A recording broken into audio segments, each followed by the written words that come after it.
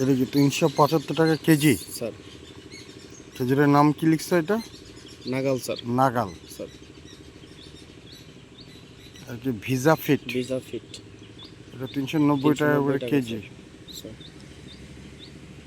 আচ্ছা। আর খেজুর মাশরুক? মাশরুক 480 টাকা স্যার। 480 টাকা কেজি।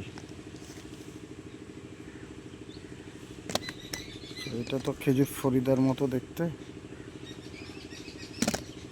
আর এটা খেজুর সাফাবি স্যার। সাফাবি। দাম বেশি কিন্তু দেখতে।